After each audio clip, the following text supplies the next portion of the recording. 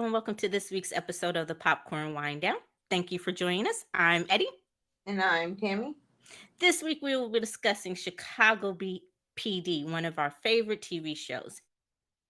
Real world events crossed over into entertainment more than ever. How did one of TV's most controversial cop shows handle these real world issues of race and policing and social justice? Tammy, what did you think about this season of Chicago PD? I thought it was really, really good. I like the shortened season, but I don't know if I like it because it was less episodes I had to watch, or because I'm just so used to the 16 episode seasons now.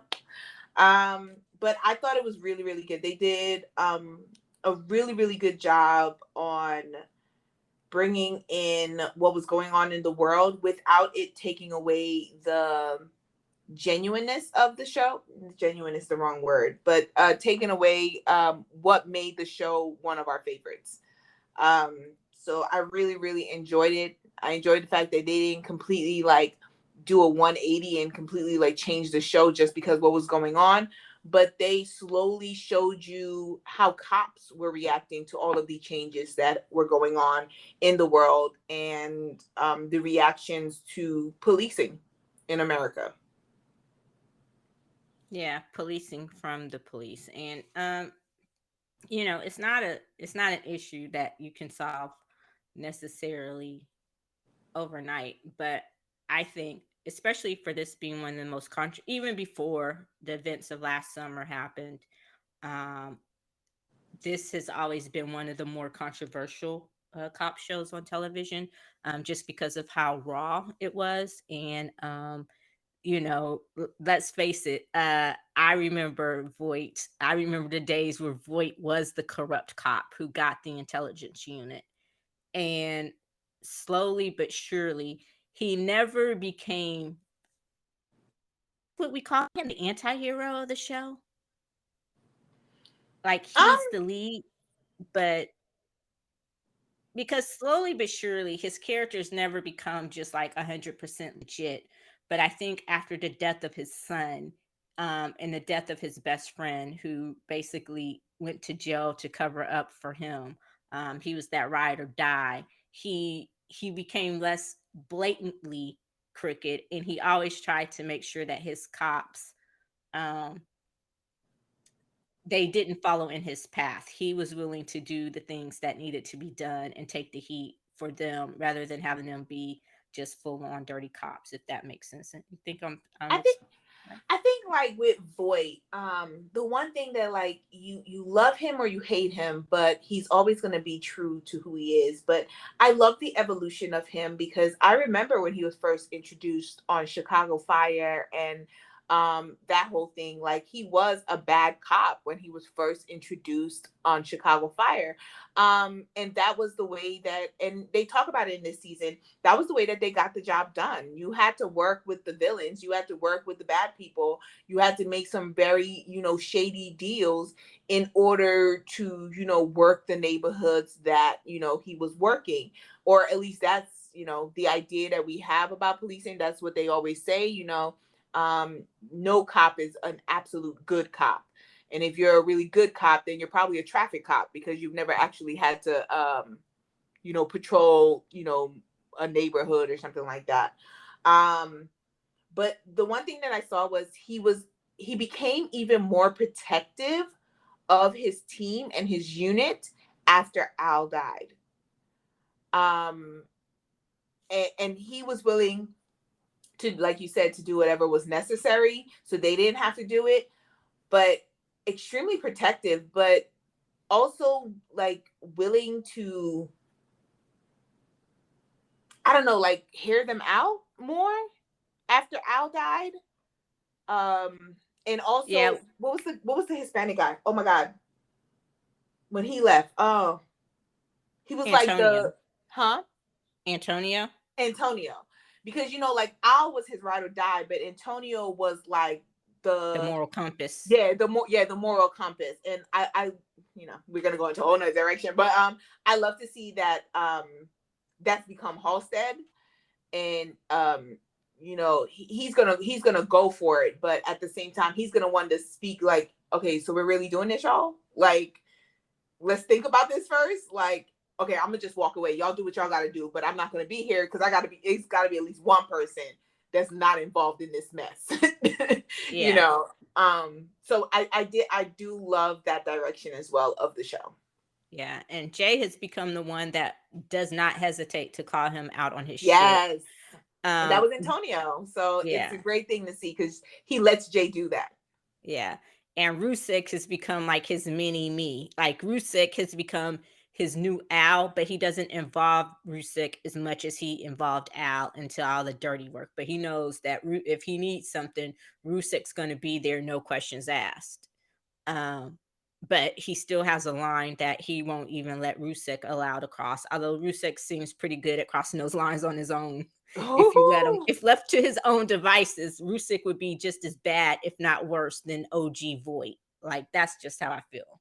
that's because Um, remember when they were doing the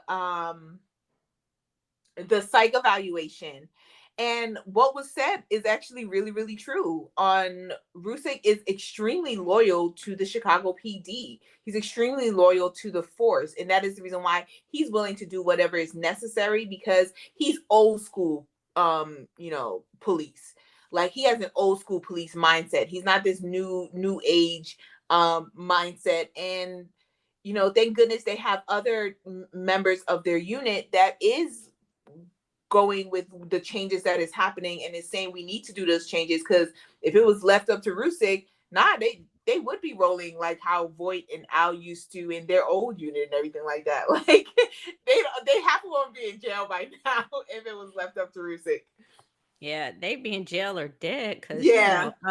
and I guess Rusick has that mindset because his dad was was a dirty cop, not quite as dirty as Voight, but his dad was a cop's cop, who wasn't above taking a bribe or getting his hands dirty. And, he was raised by that. So he was raised in a cop bar. And it's funny how he and his dad aren't the closest. They aren't really the best. And I think his dad got into some trouble where they kicked him down to traffic or something because they didn't just. No, his dad was always uniform. Oh, his dad was always okay. Yeah, I he's thought, all, but that goes but into what why. Go ahead. Didn't his dad, but wasn't the reason he was always uniform is because his dad had gotten into some trouble where he couldn't promote up? And because I remember when I'm thinking Yeah. back to the early seasons where that stain of Rusick, like when they first recruited him, is like, but his dad and Voight did not get along, and Voight had the nerve to call his dad a dirty cop, and he's like, look, I don't want that stench of your dad messing with my unit. Okay, so I agreed with Voight on that because Voight may have been a dirty cop, but he was His dad still was a just cop. He was a cop, right? So like his dirtiness made it that 5 years after, some dirty dealings, he had a connection to, the people that really ran the streets where like, he'd be like, look, I need some information. Like, we've been dealing for a minute. Like, I felt like Rusick's dad was just dirty to be dirty. Like, there was no purpose or reasoning for him being dirty. He just saw it as him getting some extra dough or whatever. so there was dirty with a purpose, and then there's just dirty to be dirty. Yes, in Chicago PD, in one Chicago world, there's dirty with a purpose, and there's dirty just to be dirty. Yeah, and I don't know what Voight had on all these people, but he got promoted up all the way to intelligence, which is like their elite unit in the Chicago PD. So it's just like, okay. Um and it, and I do like how he's not allowed, like they didn't just forget it. Like every so often he'll do something and they'll be like, nah, dog, that's not you anymore, or that's not who we are. Um, and I think, where am I going with this? Okay. One person we haven't talked about so far, and I'm kind of bringing this in because I think he kind of sides with Jay. The other person who is the moral compass, who I think there are two people who I think keep Rusick from going off the rails, and that's Kim and Atwater. Um, and I don't know. We talked about this before. I don't know that him and Atwater can necessarily survive what happened this season. But don't you think, because what I said was, I think they are going to survive it. And the reason why is because family members fight. And they had to have some hard truths conversations. And they didn't have it. It was kind of little comments thrown in here and there, but they didn't really have an honest conversation. Their honest conversation that they finally have, where the resentment that Atwater has, but also the resentment that Rusick has, which I actually liked the fact that they showed the real resentment, because while Atwater says, well, you're a white, you're white, so you don't understand. And a lot of white people can have that resentment on the fact of saying that just because I'm white, why am I looked at differently? Right. And of course we'd be like, well, I mean, don't be a hypocrite because we're looked at differently based just because we're black. But they have resentment. And I think he needed to let that resentment out. But what showed me that they're going to work through this is because at the end of the day, who was on the phone with him when Burgess was in the hospital?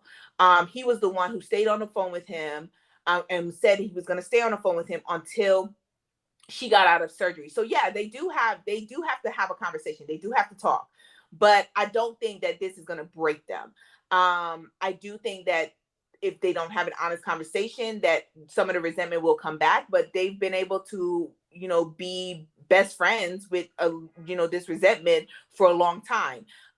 So I think because he was the person who was on the phone with Rusick when Kim was in the surgery, that they're gonna work through this like they're brothers. Like at the end of the day, like they're family, and family fight, but real family, you're always gonna work it out. So, well, hopefully. See, But I I mean, see real that. family that you choose, because blood family, oh, I'll leave you on the side of the road.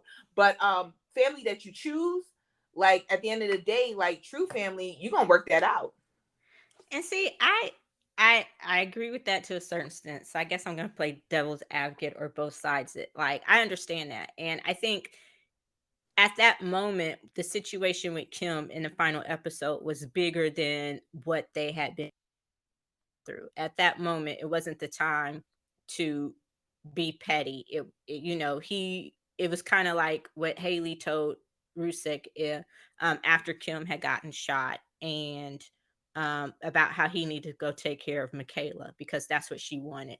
Um, Atwater also knows that Kim would want him to look after Rusick and make sure that he's okay. So um, I and I guess what I'm saying is I hope that next season I hope that they don't just pick up to where everything is automatically okay between them, because they did have some hard truths, and I think their relationship has to change in the way that they see things or the way that they deal with things. That just not talking about it is not going to work anymore. You like you said, there are some hard truths and there are some hard conversations, and they're both entitled to their feelings and their perspective, but there's some deeper seated issues there, especially coming from that psych evaluation, and the way Rusick sees things. I got the feeling from the psych evaluation that Rusick sees, he again, like a lot of people, he doesn't necessarily see himself as having these, how will I say it, latent racist issues or tendencies. The underlying ones, the ones that are there that we don't pay attention to. So he doesn't see himself having that ingrained bias, especially towards Kevin, because that's his boy. But you've seen it over seasons with other people, with suspects, with the way he deals with other people of color. So I think, you know, that's something that they have to talk about, and something that I think, and it could go either way. They would probably still be cool, but I don't know if they would be cool. So I'm interested to see how they continue. I hope it's not something that just kind of gets swept up under the rug, with the new season, like, oh, okay, it's all good. We had that fight, we rubbed some dirt on it, we hugged it out, we good. But that's not Chicago PD. They don't do that though. Yeah, I know, but I guess I'm thinking of it towards. I guess one thing I also want to see and continue on for next season is, I hope not only with this show but a lot of shows that started pulling that thread. I hope it wasn't a one and done where they just met the moment because they think it's just a moment and then life can go back to normal. Um, you know, and or things can go back to the way they were. So that's also what I'm saying. Is like these are conversations that need to continue to happen. I think that, and honestly, 8 seasons in, I'm surprised that I still love this show as much as I do, because I'm off of Chicago Fire. I'm off of Chicago Med. Like, it's truly one Chicago for me, and that's just Chicago PD. And this season was one of the best. Maybe it was the shortened season, maybe it was the storytelling. I don't know, but it's still one of my favorite shows, and it's still one of those shows that I have to watch. It's not something that I put off for a long time where I'll. But so I guess that's what I was going to say, is how they see it coming. What did you think about the addition of the new captain, or what was she, the Deputy lieutenant? Smith. I'm Deputy. s- yeah, deputy. What did you think about her addition? Um, I liked her. I did. I think it was meant that we weren't supposed to like her. Which I'm a rebel, so I always usually go against the grain anyway. But I liked her when I saw that she was really gonna stick to her word. Um, and she had to deal with the consequences of sticking to her word, and that was heartbreaking consequences that she ended up having to deal with. Um, Sticking to her word, but I do appreciate the fact that she stuck to her word, as well as appreciated what Voight and his intelligence unit can do and what they were known for. And she used that, but she built a relationship with him as well. It wasn't that I'm gonna boss you around and tell you what you're going to do every time. It was, let's have a conversation and see if we can come to a compromise. And if not, then maybe I'm gonna have to kind of strong arm you a little bit to get you to do what I'm telling you to do. But I'm gonna have a conversation with you first and see, what's your thought process on it. So I do um appreciate that. Also, in the fact that she turned out not to be dirty. Because they've gone through many deputies that ended up being dirty. So it was good that she didn't turn out to be a dirty cop who just happened to move up in rank. So Yeah.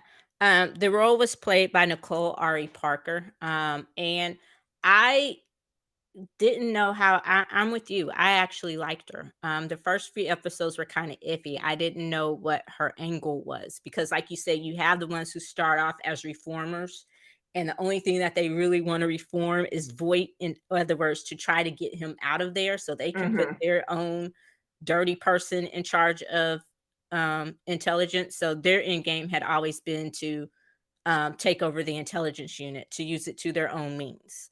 But she actually came in, and like you said, she was a reformer. She did hold him to account. And I think they actually formed a relationship and together. And she did stick to her quote unquote, and I know this is her guns, so to speak, no horrible pun intended, but it did cost her. It cost her dearly. It cost her son. um and I was just like, wow, that was a heartbreaking episode to me. Just like, wow. um but her son was a fuck up. Fuck up is not even the word. Like, and he was like stupid. So Like, he was just a stupid. stupid kid. And I'm just like, you know what? I'm not even gonna say what I'm saying because it's gonna be so wrong to say. Um, I but know you. circling back, yeah, to who raised him. His daddy.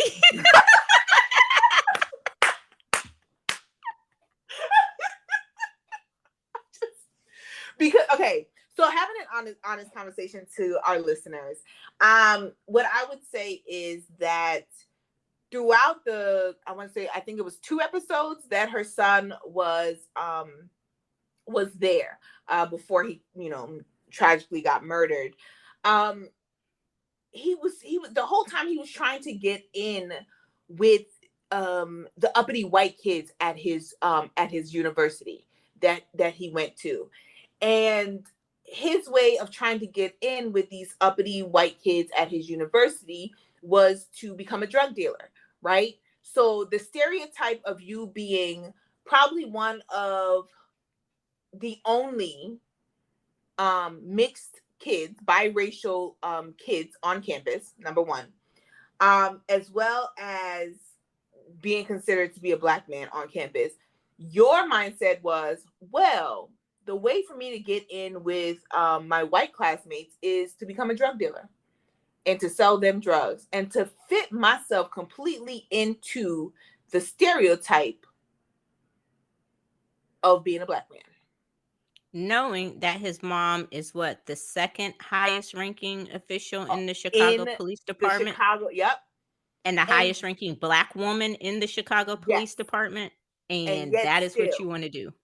And then to And think that because his mom was in that position, that it would be automatic that she got him out of the situation, because that's ultimately what he thought. He thought that he could use his mom's cops to get him out of the trouble that he was in. And when she read him the right and she said, "No, you're gonna figure out your own way to get this out, and we're gonna do this by the book. I'm not doing anything under the rug. I'm not giving you favors. um you're gonna do this correctly." And when he realized that, that's when he took unnecessary steps that he shouldn't have taken, and ultimately, got himself killed. yeah, because he also tried to use her guilt Yeah, of that her not he didn't raise of him. yeah, that she didn't raise him and all of that um to kind of coerce her into helping him out. Her thing is he's always taken the easy way out. I guess she used her guilt before to let certain situations and issues slide, like she wasn't surprised that he was a fuck up. She wasn't Hmm. surprised because she even alluded to that he's gotten into trouble before and he's never really had to deal with full hard on consequences. And as an adult, he has to do that. And also, given her position and everything she's been saying about reform, it ultimately that somehow, some way, it would get out that she bent some rules to help out her son just Hmm. because of the nature of who she was and her job, being a woman in color in that high position, and how here you are now calling for all of this reform. So she's not very popular within the Chicago PD. So, would you like to see her character return next year? Yes, I'm hoping I she would does too. come back. I think she was a great addition. I do too. And do you want to see, cuz was it me or did you get the hints of something maybe possibly happening with her and Voight? I wouldn't want anything to happen with her and Voight though. I liked the relationship that they had, but I wouldn't want it to turn into romance.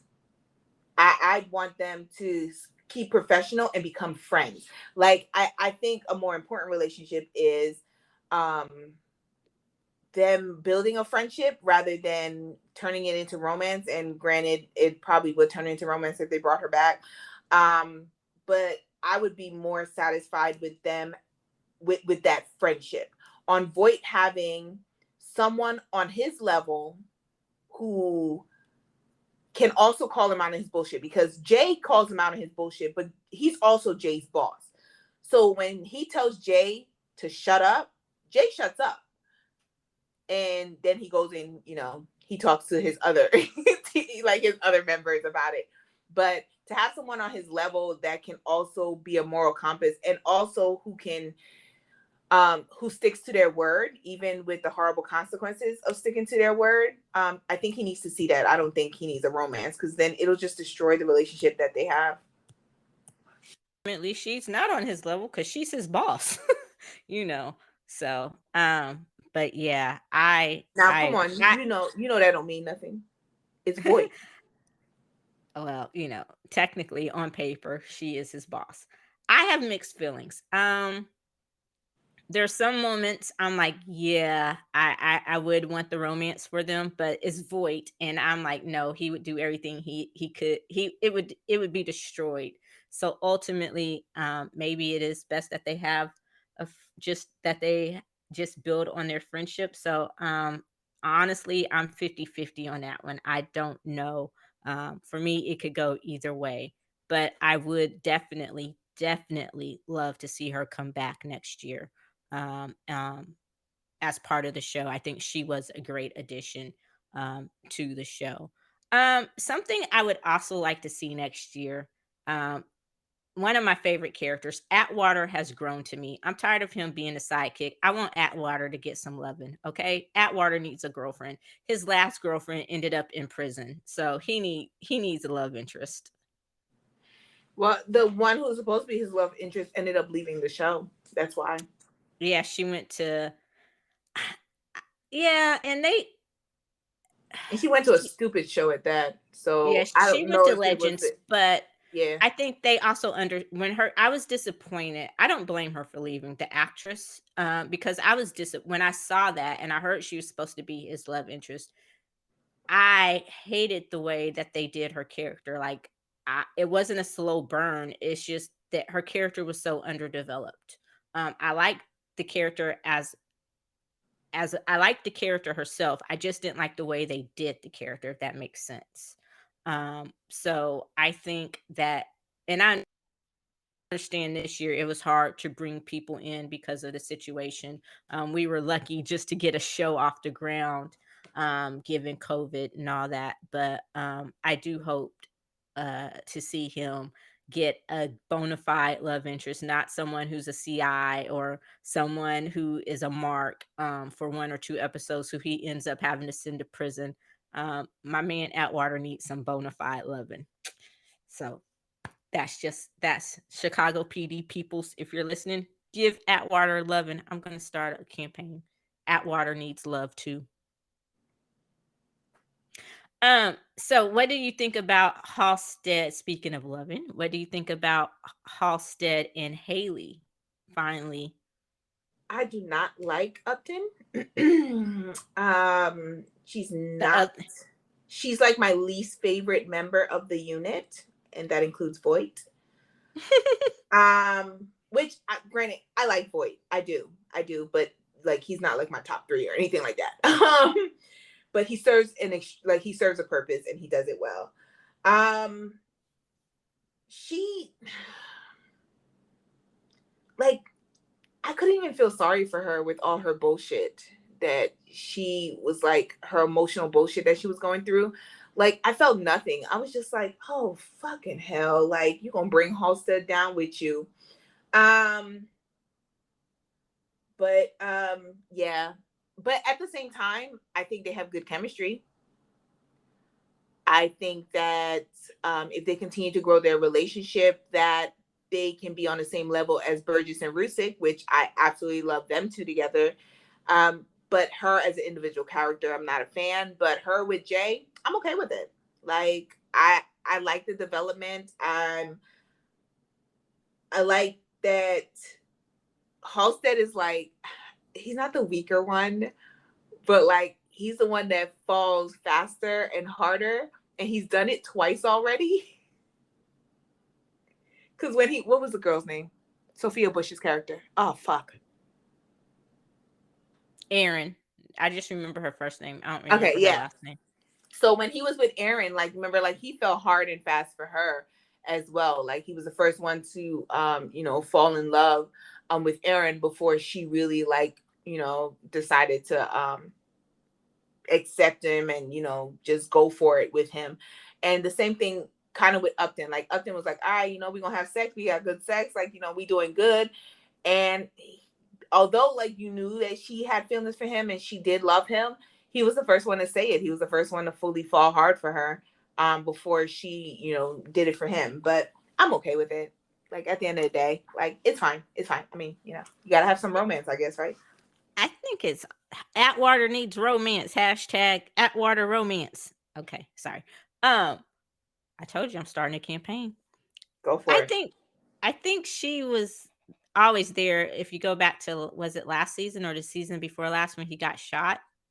Um, I think just because of her fucked up family situation, she, as she explained, she just has a hard time saying it and vocalizing it. And, you know, um, I think he does humanize her though. There are moments where you see her and Rusev competing for the title of mini Void, or Void's mini clone, because, if left to her own devices, she would do some pretty fucked up shit too to bring down the whole unit. So maybe that's why her and Rusev couldn't last, is because they are so much alike. Um, but I do like them. I have to admit, I think he humanizes her. And one of the best things is when Voight told her, "Don't ruin Jay. Let him be who he is. Do not try to change him. Let him change you," basically. Um, and I love that moment. And hopefully she understood and absorbed what he was saying.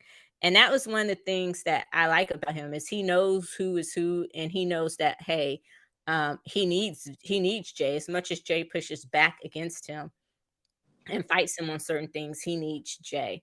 What did you think about Kim's character development over the season and her storyline? So Burgess is one of my favorite characters. I may not like everything that she goes through and all her decisions, but I love her as a character. I love her and Atwater's friendship as well.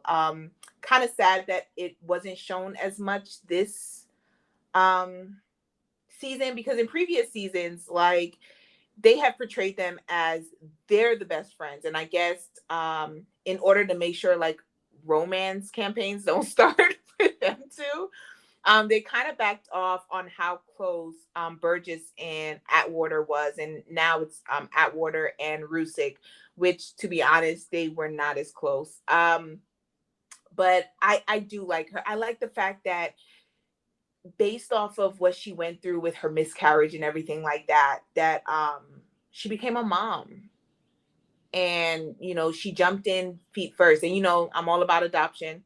Too many kids in the world who don't get that opportunity to have a loving parent, so I'm all for people that want to adopt. But yeah, I liked it. I thought it was good. And I also like the fact on that she was going through on if she could accept Rusick for who he is. She questioned him. She questioned his integrity. She questioned who he was, the decisions that he was making. And she didn't back down from it. And she understood sometimes that she thought of him in a certain way that he really wasn't. And she gets that. And she was willing to acknowledge the fact that she was wrong. But she had a legitimate reason for thinking the things that she did. So yeah, she's one of my favorite characters. I like Burgess. And yeah, I think part of like I think the reason why she started to question after all this time is she knew who he was. She's always known who he was, and she's pretty much accepted him. But I think at this point, it was her accepting him as a mom. Is this the person that I want? Is this a person that can be not only in my life but my child's life? Mhm. Um, so I think the questioning came around for, is this going to be good for Michaela, who is the daughter that she adopted, who had a tragic backstory. And I was happy to see her step up. You saw the bond that they developed, but the way during the case that they worked, when Michaela's dad had her whole family killed and she witnessed it so he could get her back and take her on a run with him and his drug dealing girlfriend or whatever. Um, I like how they carried that through. Like, okay, she would go check on her. Then when her aunt had a breakdown, and was it her cousin? It was her cousin had that breakdown, and she's like, I can't do this, because her cousin was bipolar as well, and it was just too much, and going off her meds and all of that kind of stuff. So Kim stepped in. It's like, fine, I'll take her. I'm not going to put her in the system. So I like that. So I think the questioning part was more because of Michaela, especially considering that they were um back on off again. I don't know what they're doing. And I, for one, hope that they figure it out. I'm tired of the off and on Rusek thing. They need to figure it out. If they're going to be together, let them be together. Let them go through the things that couples go through and make it work. Or it's time to either pull the plug and let them realize, hey, we may have deep love for each other, but ultimately we're better off as the best of friends, and let them go on their separate ways. But I'm tired of the back and forth off and on. It's been going on since what, season 2, when they got engaged, or season 1 or whatever. So that's where I'm at with that. So I like I'm okay with the back and forth. And the reason why is because it shows that they really, really want it to work. But at the same time, the reason why I'm okay with the fact that they're not just jumping in again and figuring out together, because they did that once. They got back together and tried to figure out their shit while they were together. And that like completely broke them um for the second time after the broken engagement and everything like that. um but to see that like they're each other's person, right? So even though they're not official, there's nobody else in their life but each other. So they're together, but they're just not officially together. Like they're not telling people like, oh, we're boyfriend girlfriend, or we're together, because they're not. They're trying to work it out, but they're working it out with each other rather than working it out but still flirting around or messing around with other people. So I don't I like I appreciate that, rather than going through the roller coaster of them being together and then breaking up again. Like I was just like, yeah, y'all need to work that shit out beforehand. What I will say is that I was a little surprised that she made Rusick Michaela's guardian if something was to happen to her, because I honestly thought she would choose Atwater. And that goes back to what I said about the friendship thing. Like her and Atwater are like BFF. Like they're supposed to be. Like they were for a couple of seasons where they were really cool, where like she was the one helping him with his siblings when he was raising them and everything like that. And then I guess they've kind of pulled back because there were rumors of people wanting a romance between them or whatever. But I thought she would have chosen Atwater to take care of Michaela. And one of the reasons why is because Michaela is biracial, and there needs to be a connection to her community. And I don't know if Rusick is the best person to give her that. yeah, which goes back to what I was saying earlier about him, is that his unintentional or unconscious bias. I thought she would have chosen Atwater too, but I also think that the reason why she did choose Rusick is because she sees the future with him, and he Michaela probably knows him, like he's the one that's there, like he's been the father figure in their little pseudo family until they had that big blow up. Um, and I think the natural progression of what we're supposed to believe happened with the relationship is, yeah, him and Kim, Atwater and Kim were partners at first when they were both on off the out of the academy and on the streets, like when they were the beat cops. And then when he got moved up to intelligence before she did, he was partnered with Rusick. And so him and Rusick just, their bond became boys, but him and Kim have still always been really close. So I think that's just where that goes. But and they're still really close, but so I was a little bit surprised by that too, but I kind of figured it goes into them building the family and hey, um I trust you, and because he is the person that Michaela knows, but whether he's the best person to um help her connect to her identity and her roots, definitely not. And I think that's where Atwater would come in, and him being uncle, I can't even remember his first name, but him being Uncle Atwater Kevin. or what. Yeah, Kevin. I'm horrible with names, so yeah, him being Uncle Kevin, I think that is where that would come in. So um go ahead. So I had one thing. Like, so okay, so what was your favorite like storyline or scene from this season? I was just gonna ask you something similar. Ha! Um, Great minds. Oh gosh, I would say I really loved the storyline. I love Atwater's character. I really think that he doesn't get enough shine. And ever since Antonio left, and I can't remember the actor who played him right now, he's really the only person of color on the show. Um, and I really loved how they handled that situation with the cop who was framing him, because he was going to testify against the dirty cop and he wouldn't back down. That was one of my favorites. Um, Overall, I loved how they dealt with the social justice issues. It wasn't just blatant and in your face and hey, it didn't seem performative, I guess is what I was saying. That it was naturally weaved into the thread of the show, and it was something that they kept going back to. Like, it was a continuation of a story. It wasn't just oh, we're going to focus on this 1 or 2 episodes. So I liked how that was always an underlying issue. And I would probably this was the last episode. I want to know what happens to Voight. Is Voight about to revert back to who he was in the beginning?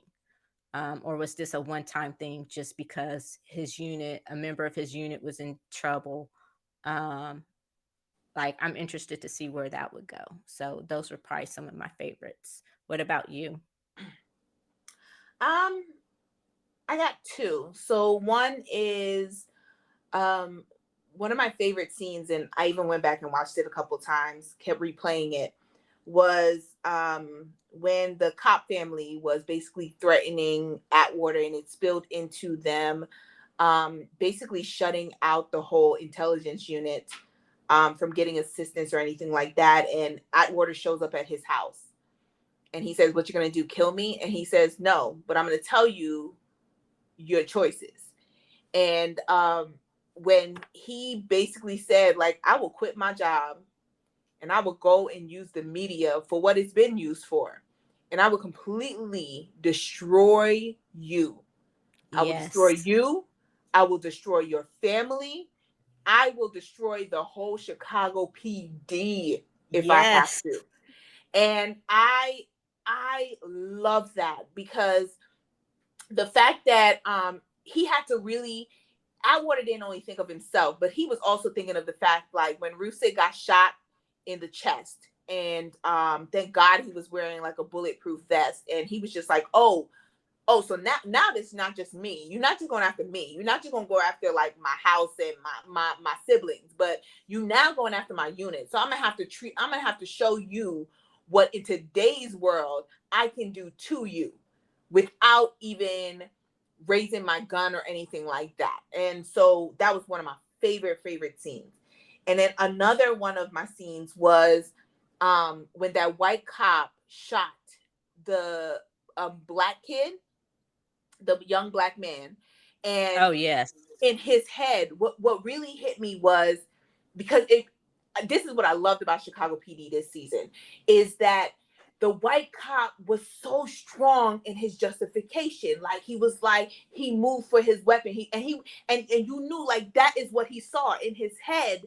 That is what he saw. Now, he had bias in his head, and that's the reason why, he did that to protect himself, so he didn't see himself as the killer that he was.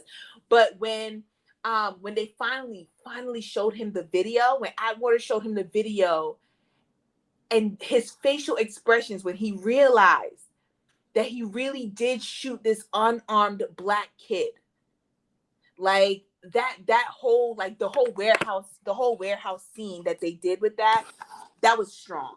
That was strong. So and they're kind of dealing with the same thing both times, but I will say those were like the strongest scenes of the whole season for me, because it hits you. It was based in reality. So I definitely like love that. I had forgotten about that one. There was just so much. Yeah, but that was a powerful episode too. And I know exactly which scenes you were talking about. And that cop, he just knew, like, everybody was wrong. And I think that was one of the times when Rusek was like, okay, and you think, oh, Rusek starts to get it. You think he understands, but it's like, not quite. Um, but yeah, that was probably one of my favorite. So generally, what was one of your favorite episodes from this season? Like, overall, Um, or two? I'd say the last one, or the last two. Um, them coming together. So and it kind of goes back to what you said, like, you seen, is Voight gonna revert back? I don't think he is. What I do think is what I said in the beginning. Voight is extremely protective of his unit. That's his family. That's who he takes care of. They're basically his kids. Like, he raised them up to be the cops that they are. Even Jay, who has the moral compass and everything like that, like, you know, you went one or two ways, and Jay became more of the moral compass because he knew that's what Voight needed. He knew that's what the unit needed, and that's just him being true to himself. But I think Burgess getting shot, seeing her, that girl is a G. That woman is a G. Dragged herself outside in complete pain, like that whole like storyline of her being shot, them looking for her because they can't find her after she was you know, almost killed, up to the point where Upton finds Upton is the one who realizes that Voight gave them the wrong list because he didn't want them to go towards the people that they really need to have a conversation with. So up to that point was just really, really good. Yeah, Yeah. and then Yeah. I probably Oh, have and to then agree. I'm sorry. And then the end when he, like, you know, he covered up for Upton. I just think that was a necessary evil of who he is as a person, and he's willing to do what is necessary, and sending her home and saying, just go home. I got this. I'm gonna handle this, because that's who he is. He knows how to handle it better. And I love the fact that, like, he shows, like, he didn't just like bury the body, because I was like, if you bury the body, they're just gonna find it. But he burned that shit. Yeah, he's a G. Like Yes. he still has it in him. He probably still has a go bag somewhere in his house. You Just in remember the case. Yeah, you remember the basement vault that I think got raided, or somebody figured out where it was. He had to show them one time. So, you know, he's probably got go bags and stash houses and all that all over Chicago. Um, but yeah, those were probably two of my favorites. I like the one also with the pregnant woman who was shot and how that turned out into that trafficking ring. Yeah. Um, but it like I said, it was really hard because this season was just really, really good. And I've been saying for a while, broadcast TV is kind of behind the times. I remember the 15 episodes didn't bother me. What bothers me about broadcast TV is the long hiatus. And granted, this season is understandable because, you know, of the start stop nature of a lot of the productions because of Rona, um, and just logistically getting it done. So I think all the shows that were able to produce new episodes this season, whether you made it to another season, whether you were canceled, what have you. All these shows did yeoman's work, and hats off for them for just being able to accomplish something that seemed pretty impossible this time last year. So, you know, and it wasn't always in the best of circumstances. And this is pre vaccine and not saying who got vaccinated or who didn't, but all of that kind of stuff. So, just in great uncertainty, I think, just to be able to pull all of that off. But I like the shortened season. I think that broadcast is a little outdated, meaning the big four networks, ABC, CBS, NBC, and still trying to produce 22 episode seasons. And the way they stretch them out is just ridiculous. So go with 10 or 12 or 16 and get them done. Like I think we talked about this in one of our earlier episodes.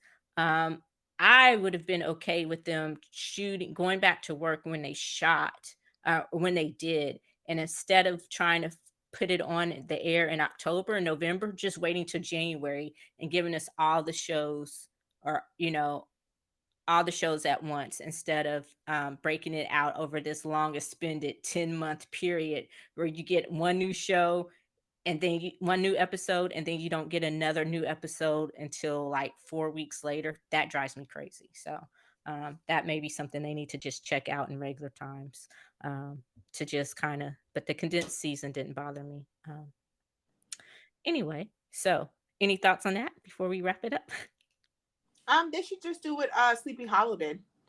The first season, remember, it was what, 13 episodes, and then you had to wait until the fall. I think that um the if it's about money, the networks would save money um on it, and you'd be able to show more honest products rather than having to stretch it out 22, 24 episodes, and you got episodes that are just dragging. But Chicago PD this season, every episode hits you, every single one of them. And that is one of the reasons why 8 seasons in, it's still great. And I'm still a fan, because there are a lot of shows that I have given up on, which also, like you, include Chicago Fire and Chicago Med. That drag in certain like episodes, and you skipping over, or I'm going weeks without watching an episode, and I'm okay. I know this is going to be an unpopular opinion, but that's Grey's Anatomy to me. Like, I no longer watch Grey's Anatomy because it's like 30 seasons in, and there's nothing else to report, y'all. There's nothing else to report. So I think going in a shorter season, I agree. I think it'd be more, you'd have more stronger seasons, stronger storylines if it was a shortened season, rather than have to stress something out to 22, 24 episodes. Yeah, and you can say, well, you could save money too, because that you could do one. It would make the mid-season premieres a little bit better, because you could actually premiere new shows. So it's not like you would have a blank slate. Like, say this premiered in the fall, you wouldn't have a blank slate in the spring, because you could just fill that time slot with an actual show, instead of giving me some fluffy crap that I'm not going to watch until it comes back on. So anyway, that's a different story, a different episode for a different day. But that was just my thought on the shortened season. And I think 15, 16, anywhere between 12 and 15, 16 is a good spot. So that does it. How would you rate this season of Chicago PD? We're rating the season before we go. I am going to rate it a 4.25. I think it was phenomenal. I think the acting was really good, but they've been doing this for 8 years, so they know their roles, they know their characters. I'm sure they can play with their eyes closed, and and everything like that. But just they're addressing like real life storylines, but also how they did it, and the bond that they have as a unit, I think is extremely strong, and I so appreciate the bond that they have. So it was a really, really good season. I really, really enjoyed it from beginning to end. Like, there wasn't an episode where I was just like, goodness gracious, I should not have to watch this part. I didn't fast forward any scenes, because every scene like hit me. So 4.25. It was really, really good season, y'all. And I suggest everybody go and watch Chicago PD. It is the best of the Chicago series. I agree. I am going to give it a 4.25 as well.